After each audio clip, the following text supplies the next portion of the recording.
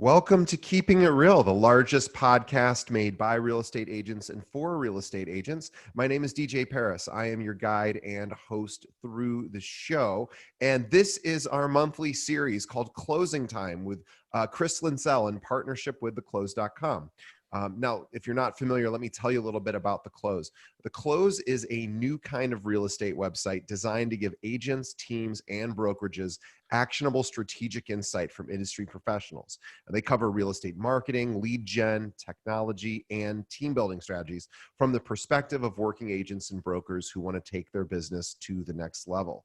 Please visit theclose.com and subscribe to their newsletter so you can be notified every time they publish an article. And from The Close, we have Chris Linsell. Now, Chris is The Close's resident expert on real estate topics, ranging from marketing, lead generation, transactional best practices, and everything in between. He's a licensed agent in the state of Michigan. And Chris has also been part of hundreds of transactions from modest rural starter homes to massive waterside compounds. When he isn't writing, you'll find Chris fly fishing.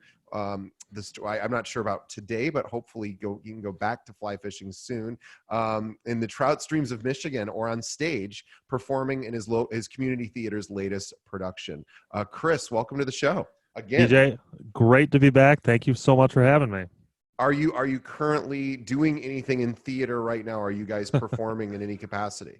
No, absolutely not. I'm introducing my kids to some live streamed Broadway shows, but Cool. that's about it. And in fact, my only real escape during the week is to the trout streams. So So my you wife, are able to go out and fish. That's nice. yeah. Well, I can pretty much. I don't have to socially distance from fish, so That's true. I get like 4 hours to myself every week, and I am spending that in the river right now. So my wife is very, very gracious on that. We're really lucky from a theater perspective here in Chicago. We have one of the best theater scenes in the country. Maybe some would argue maybe the best, but we have these great places like Goodman and Steppenwolf and there's dozens of others. But some of them are doing things virtually, and I haven't really got a chance to watch any of it yet. So I was curious if you guys have gone virtual yet.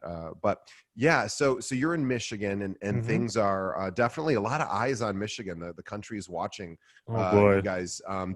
Your governor is so interesting. I think she's fun to watch, and I think she has a lot of really smart ideas. And I know not everyone believes that and not everyone likes, but I think it seems quite sensible when you guys are one of the, states with the most challenges right now. So yeah, it is a challenge, and I'll tell you what, I'm not going to draw a line in the sand as far as where you stand on stuff. I will say though that for better or worse, Michigan's got a lot of really passionate, opinionated people in it, and when we are not busy swimming in the Great Lakes and floating down streams, we are participating in a spirited manner in all forms of political conversation.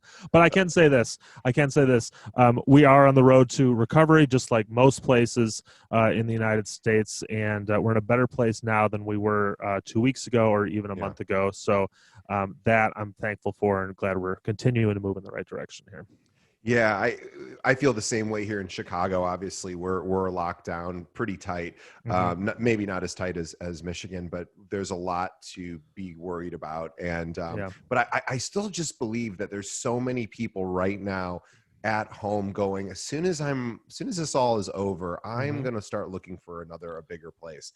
It has to be a lot, especially with interest rates being as low as they are right now. I have to assume that's, I know it's on my mind and me personally, it's got to be on a lot of people's minds. I completely agree with you. There's a lot of chatter right now, both in the real estate and just the business community in general, about this pent up demand for going out and doing business, and I think that's a legitimate thing in real estate, and there's really no situation more focus than a time where you can't leave your house for people to sit around and wonder, should I get a new house? Is this place right for me? So I think that demand is going to be there to some degree. We'll just have to wait and see how things shake out in the mortgage market and whether or not we'll be able to qualify people for loans as easily as we were before. But I am continuing to be optimistic about what's going to happen on the other side of this. Great. Well, I know you had some thoughts about whether, the buyer's market and where that's headed, where we are. Would love to get your thoughts on that. Yeah, absolutely. So, I'm just going to go on record as saying, because I got some flack on Twitter the other day for Wait, flack on Twitter? There was a dissenting opinion on Twitter? I know, it's really hard to believe. It's just, you'd think Twitter is one big kumbaya circle around a virtual campfire. A couple of somebody's got pretty miffed at me when I refused to call what we are in right now a recession. And so I just want to back up just for a second. I use the more academic definition of recession, which is 6 months of economic downturn. And we are not there yet. Think about where we were 6 months ago. This was pre-Christmas 6 months ago. Things were in pretty good shape back then. And I am certainly not saying that the likelihood of us moving in that direction is bad. I think a recession is on the horizon in one form or another. And what typically follows that in a real estate market is a buyer's market. Sellers markets tend to be associated with bull markets and buyer's markets with bear markets. And so, it's something I think real estate professionals need to be thinking about, because a lot of us haven't actually been in a real buyer's market before. I mean, if you think about the last time, this was 2008, 2009, when we were really experiencing some of these buyer's market conditions. There's a lot of real estate professionals who've never had that in their career at this point. And so it's something that we should be thinking about right now. Like, what's going to be different? How are things going to change? What do I need to do to adjust my business to continue to be successful in that condition? And what do you think people should be doing right now to prepare? Is there anything that an agent can do? Just thinking about that future. Well, I'd say, first of all, the most important thing to do right now is to adjust your expectations as far as market performance.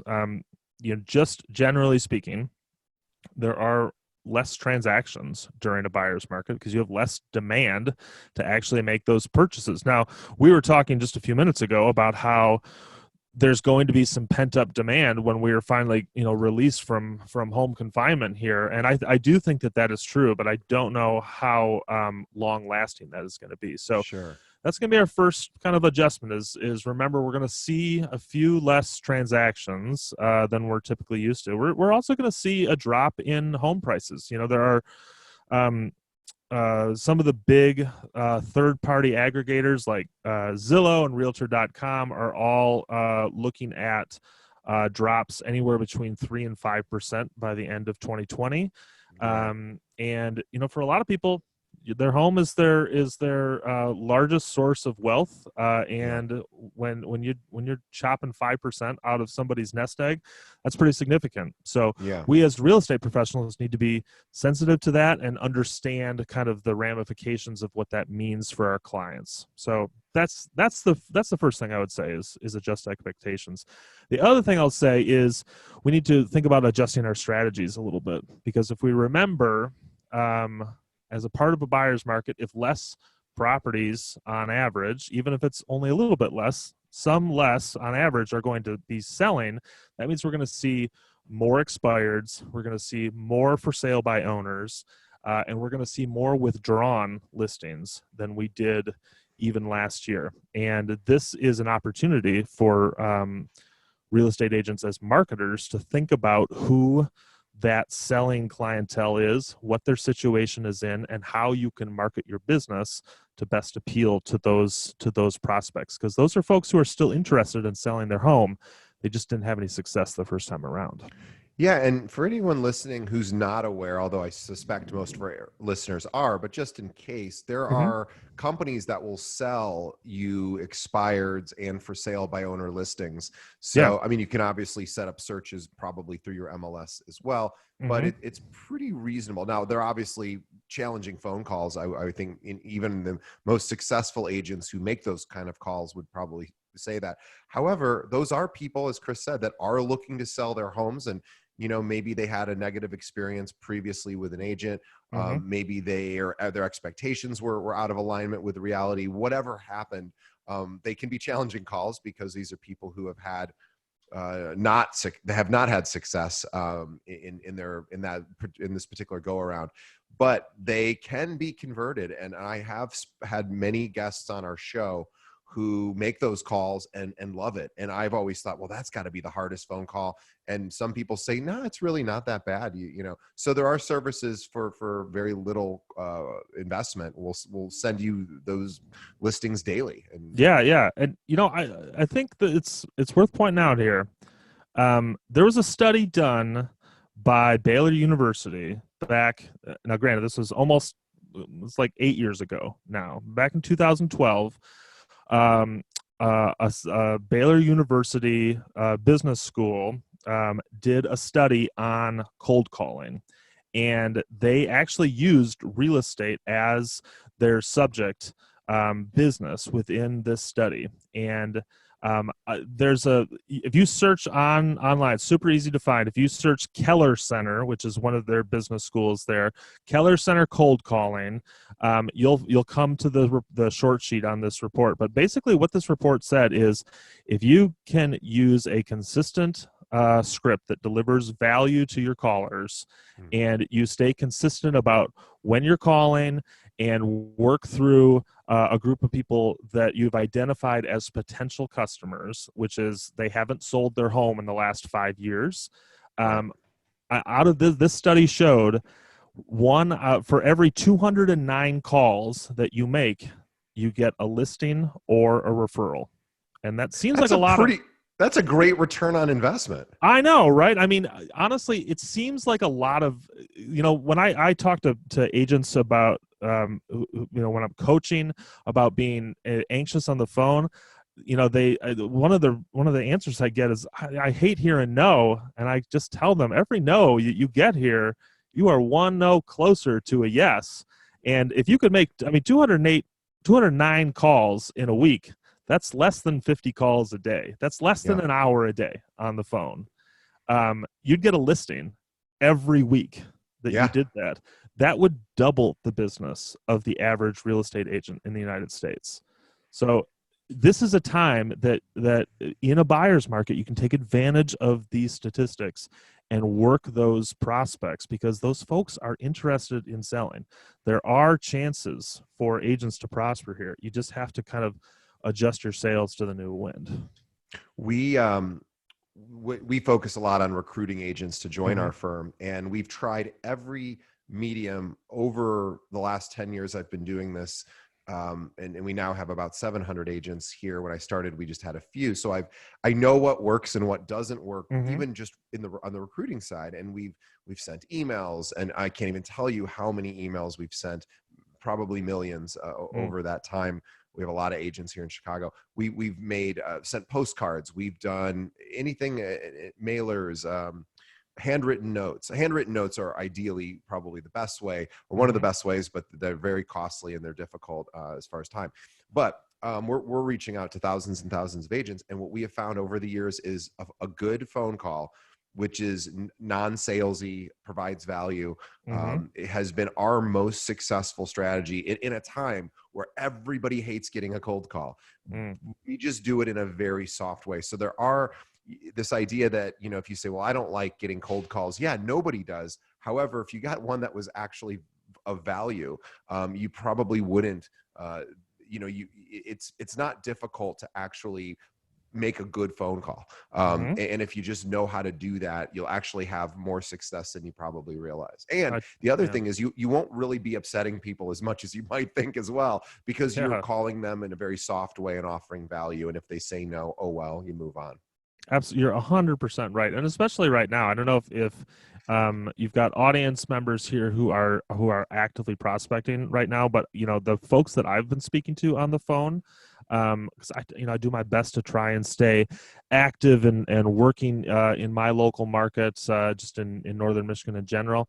And I'm certainly getting my fair share of no thank yous, which is a part of prospecting. But the folks who I am talking to genuinely are excited to just talk to somebody because Yeah. we are craving that sort of human connection right now. So, right now is a great time to get started on that stuff. If you're not, if you're feeling anxious about the phone, you've got a little bit of forgiveness because you've got people who really do want to talk right now. So why not jump in right now and get comfortable because you got a golden opportunity to do it. We just recently had on the top, I believe the top one or two agent in all of New York City. Mm-hmm. And I was asking him, his name is Elon Braca, and I was asking him, how did you get started? He really had no sphere of influence. He's been here 20 years now. And New York is a notoriously difficult market to do Mm-hmm. sales in because, of course, sales are, just so incredibly expensive, and everyone rents in New York, and even working with renters is difficult. But anyway, he was saying that he got almost all, and he couldn't be a nicer, non-salesy type of guy. Mm. Because I'm what I'm about to tell you, you might have thought otherwise, but when he first started, and even now, he would get listings from cold calls. Mm. He would literally get up all the paperwork signed, kind of like back to the old days where stockbrokers would call you. You'd never meet them. They'd say, "I've got a hot tip for you." You might do everything that way. Those days are pretty much long gone. Mm-hmm. But he wasn't that kind of pushy type of salesperson. But he would get listing, and we're talking about multi-million dollar listings when he Wow. was brand new, when he had no business getting those kind of listings on a phone call. He said he had about a 70% close rate if he could get Mm. somebody on the phone. um That's amazing. and amazing. And he's done now 3 trillion in transactions over Wow. yeah, he's just an incredibly, but as kind and humble and as non-salesy as you might not expect. You might Yep. expect him to be maybe a bit of a different kind of a person, but he seems to just be a nice, likable guy. So those calls can work. Maybe Mm. you're not going to get multi-million dollar listings off of a phone call. Who knows? Yeah. But certainly worth a shot if you're not able to do a whole lot right now Mm-hmm. anyway, other than reach out. Well, yeah, I totally agree. And here's a good piece of encouragement for folks too. Take what DJ just said. Think about that in your own market and like you can go right now while you're listening to this. Go pull up your MLS and look at what the average sale price is for a property in your market right now. I bet you if you're in a non-metro market, I bet you that sale price is somewhere between $200,000 and $300,000. Yeah. If you go right now and you pull up that number and you multiply that number times 10, just that number times 10, and then you add that number, your new number, to your volume last year, that's what your volume this year could look like if you have a crummy year on the phone, a bad year. If you Right. have a great year, double that number. I mean, it really is. There are people who want to list out there. You just got to get them on the phone. And if you don't know what to say on the phone, plug for the close here. I was looking today. We have literally a dozen articles on there with scripts, phone scripts for all sorts, whether it's expireds or FISBOs or old clients or totally cold calls. I mean, it's like probably close to 50 scripts across the close on different things. Go there, practice, learn some stuff. Just get on the phone. I mean, you got what are we doing otherwise? Let's do it. You got time. Let's do it. Let's do it. Perfectly said. I also know you were interested in talking about, in this about teams, and I will tell you in my own Yeah. experience, having been recruiting for as long as I have.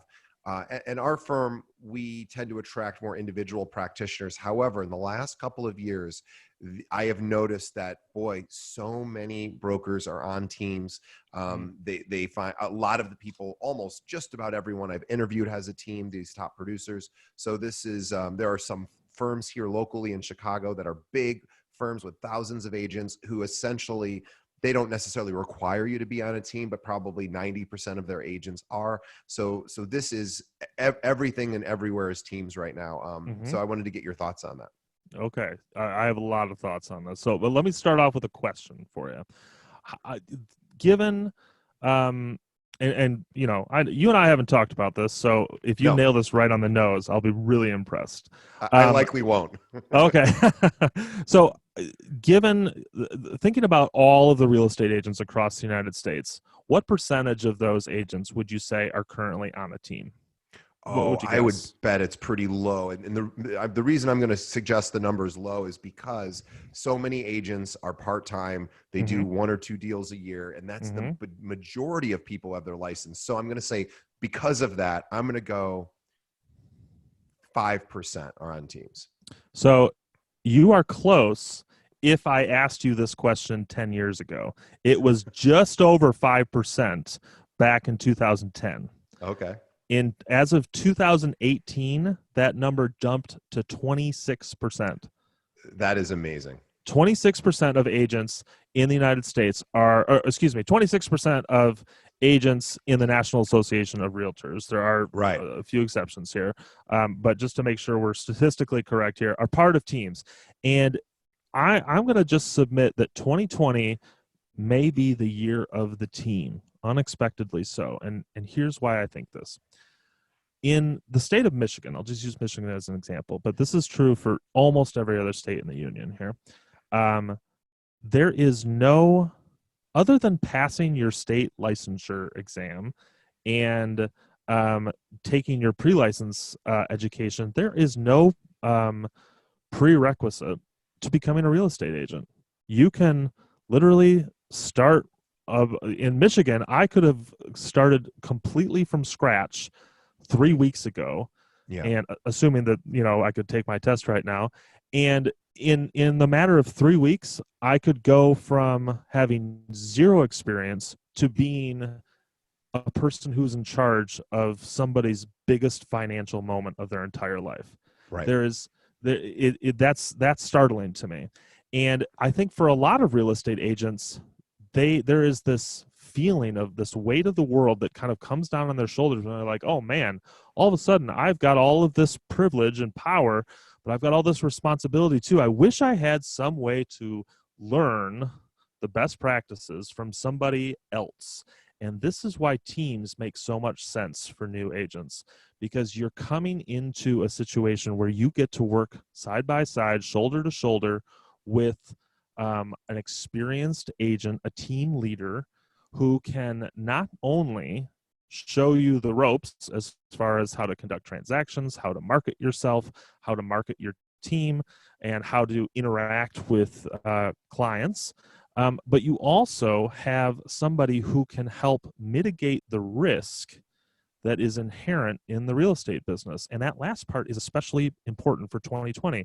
Real estate is going to see, I'm sorry to say, I think we're going to see some attrition in our industry of agents who are going to come out on the other side of this pandemic unable to support themselves because they don't have a support structure set up, and a team provides that sort of support structure. You have a built-in lead source, you have built-in clients that are a part of your team pool, and you have built-in opportunities to market yourself through the team channels. And so I think that there is going to be an attrition of individual agents and a growth of teams as agents are looking to kind of mitigate some of that risk and create for themselves opportunities as a part of a team that maybe they wouldn't have before.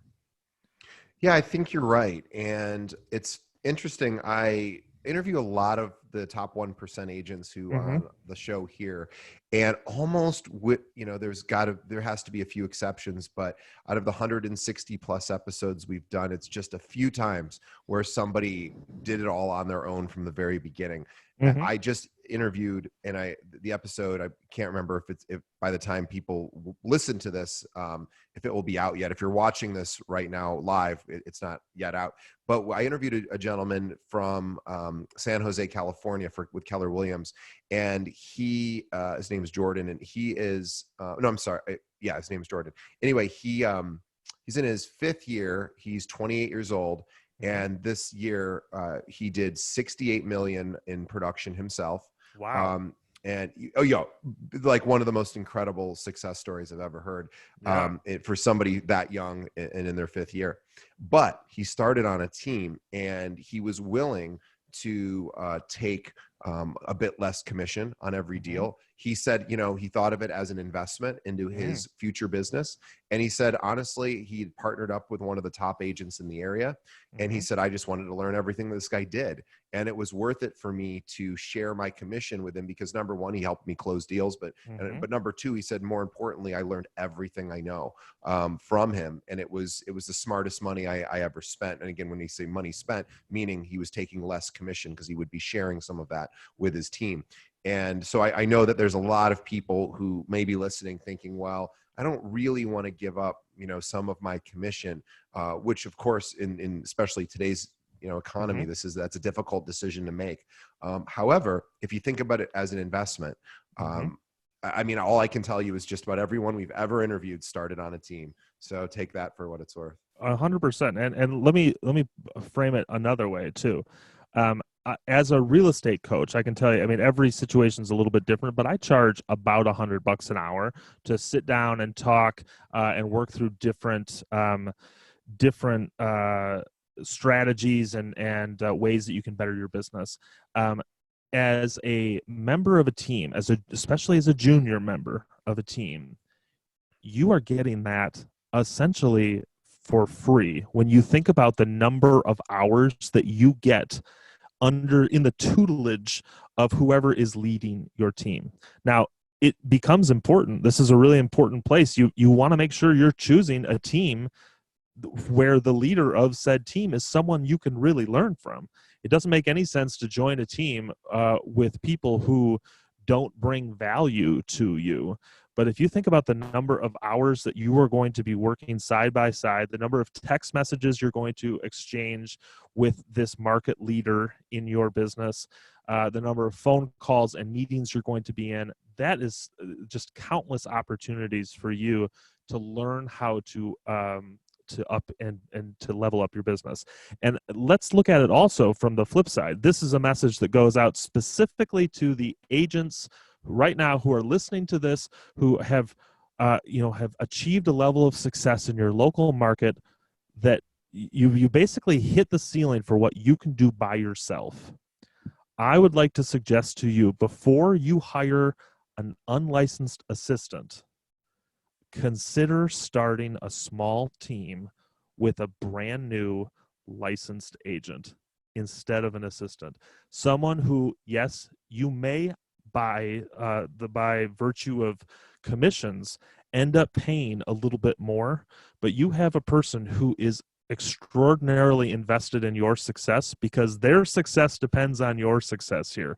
A licensed junior agent as a part of your team, they eat when you eat, as opposed to an assistant who is getting an hourly wage. Of course, they want you to be successful, but they're clocking out and going home whether you close the deal or not. And so this is the time right now for agents who have reached that level of success where they have to do something in order to level up to the next place. Consider starting a team right now, because you have a lot of people who are hungry for success and are looking to mitigate the risk right now. This is an opportunity for you. I couldn't agree more. This is a few years ago. I interviewed a realtor from the suburbs of Chicago. She's a lovely woman. I won't mention her name just in case she's not looking to grow her team anymore. This is a few years ago, but she was, and I don't remember if this made it to the episode or not, but I think it did. But she had said to me at some point, I asked her, because she was looking to attract more team members. And I said, well, what are you looking for? And she says, now she's a $50 million producer. And she was funny because I congratulated her and she goes, I really should be closer to 100. I'm kind of slacking these days. And I went, oh boy, 50 million is slacking. But she said, DJ, what I'm looking for is somebody that will literally just let me teach them exactly what to do. She's like, I guarantee if someone joins my team and they do the work that I'm going to suggest to them. And she goes, we're not talking about 80 hours of work a week. We're talking about, probably 50 to 60. But if you can do that, she goes, within 2 years, I guarantee I will get you into 6 figures. She's like, I guarantee it because I've done it. I've replicated it. And it wasn't a sales pitch. She was just saying with absolute confidence, I absolutely know the way to build this business because she's been doing it 20 plus years and she's, mentored countless people.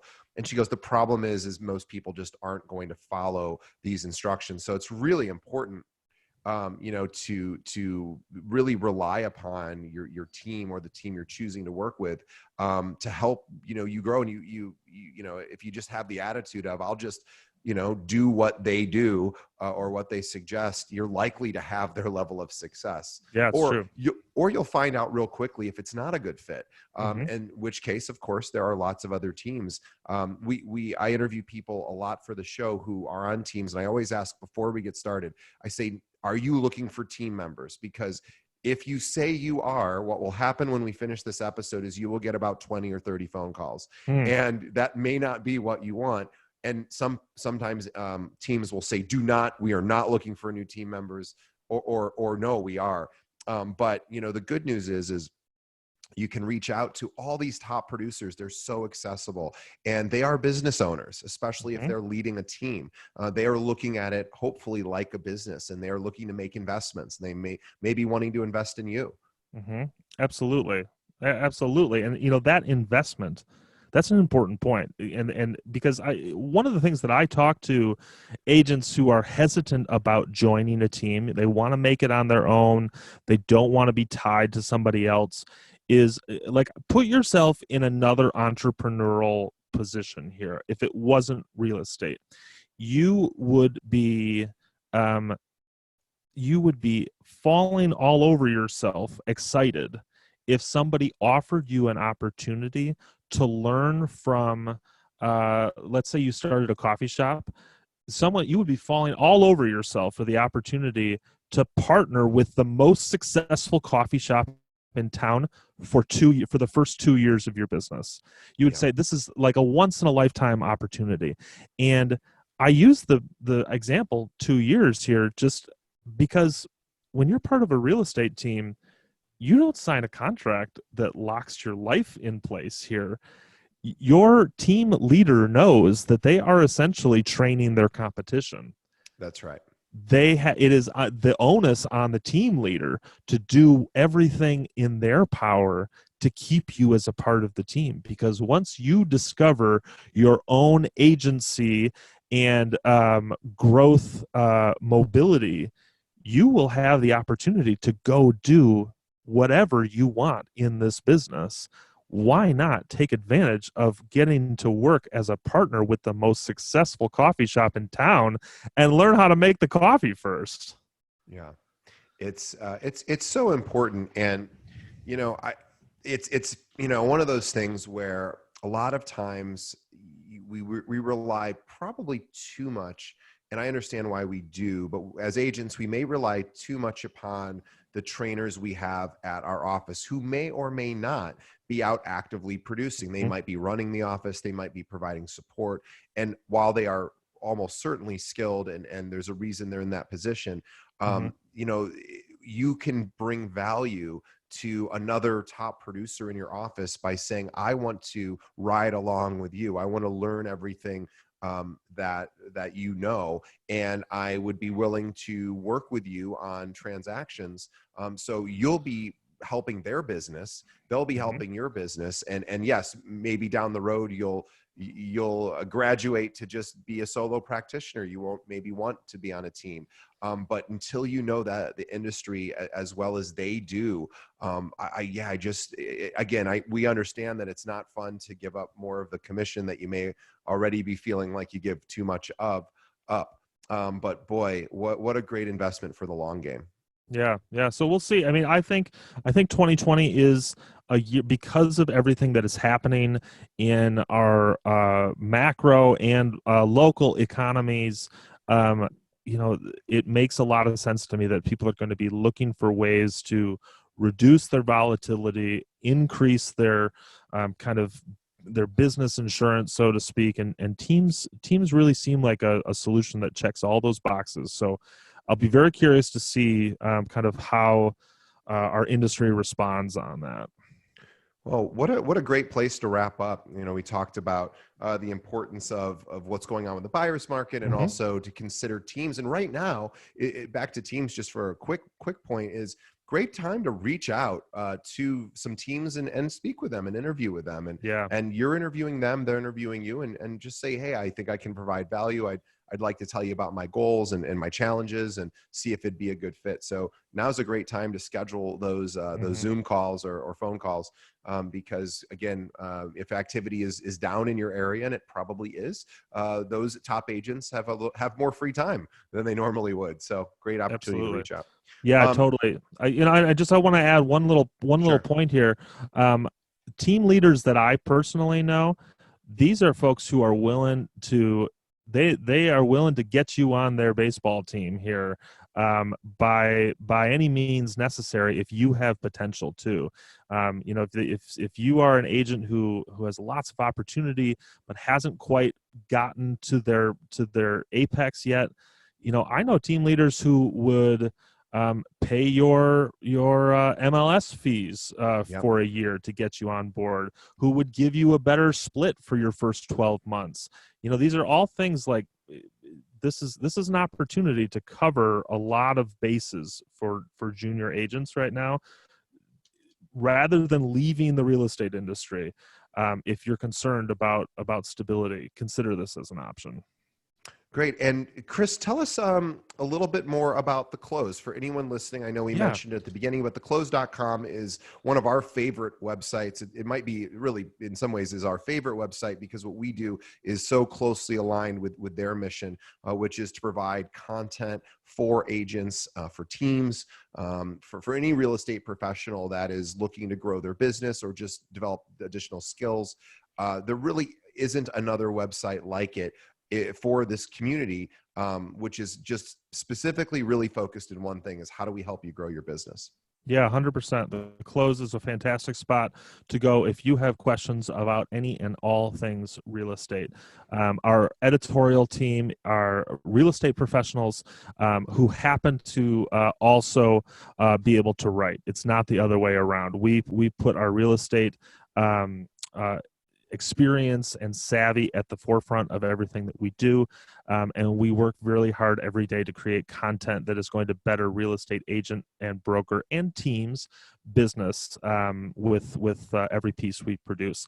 Also want to mention too that our mission statement, we have a mission statement on the close, and it is to be the best answers to real estate questions. So whether that is a question about um, CMAs or marketing or negotiation or social media. I mean, there's A to Z, there's tons of things. We want to be the best answer there. So, whether it's an article that me or my editorial partner are writing, whether it's advice on social media, we have a fantastic community director there. We run a Facebook group called the Close Real Estate Agents Mastermind. You can join that for free. We have a really active coaching call and webinar experience. We have a course for sale. We really want to benefit every aspect of your business. So come visit us. Super easy to find us, theclose.com. We got tons of stuff working there. And we'd love to talk. So drop us a comment on an article. Let's get a conversation going. And what I like too is that your content is not overwhelming in its frequency. So Mm. whereas other real estate websites might be publishing 4 to 7 articles a day, Mm-hmm. the Close does just a few a week, and they put a tremendous amount of energy and research into these articles. They're long form articles, which I love, Yeah. and they're very highly specific to, hey, here's steps to actually achieve your goals. Whereas and we run across this every day because we try to find an article ourselves that someone else has written to put on our Keeping It Real podcast Facebook page. And so many websites just post articles that are links of very general sort of, you already know to do this lists of to-dos, and which that's fine, I guess, but I like that you guys don't do that. You get really hyper specific and give away the secret sauce in the articles, and those, it's important because that's really what we love so much, is that you're not just writing these generic articles, they're very specific. Well, we're glad to hear that. That's a conscious choice on our part. We would rather release 2 to 3 really great pieces a week than 2 to 3 mediocre pieces a day. Because honestly, I don't know if you know this, but there are approximately, on average, there are about 350 words on every cereal box. If you count the nutrition information, all the stuff on the back, all the stuff in the front, it's about 350 words. But at the end of the day, you know what that gets you? Nothing. You could read that entire box and you walk away no smarter than you were before. Yeah, maybe a little fuller tummy, but that's about it. We don't want to be the cereal box of real estate on the internet. We want to be the cereal. We want to be what actually fills you up here. And so you can come to the close. I spend it's a full-time job researching, reading other people's stuff, talking to people, putting together actionable advice and strategy that people can actually take and use to better their business. And so we want you to be a part of that community. Come visit us on the close. Yeah, visit theclose.com, subscribe to their newsletter, if you have an RSS feeder like Feedly, a reader rather, like Feedly, or there's a bunch, add them as well. And then Chris, if anyone is in the Northern Michigan area who may be looking to work with an agent, what's the best way, a buyer, a seller, a renter, maybe an agent looking for coaching in your area, or really you can coach anywhere. How should someone reach out to you? So I'm really glad you asked, actually. I'm all over the place. You can visit me on my website, which is just chrislinsell.com. Super easy. You can also find me on social media. I'm very active on LinkedIn. I post strategy and coaching stuff every day there. You can find me on Twitter. You can find me on Instagram. I mean, I'm just all over the place. So if you want to fight, if you want to fight with Chris, you can find him on Twitter and voice your your concerns about his opinions. I'm very active in spirited Twitter conversations. We'll put it that way. I love the fact that you can you have to be brief on Twitter. It keeps people from going on these long, 20-minute rants. You can just be kind of short and to the point with 2 sentences, and that's my favorite way to discuss things right now. Awesome. Well, definitely reach out to Chris. He's super easy to find, and you can access all of the Closes, of course, contact information as well, and social accounts on theclose.com.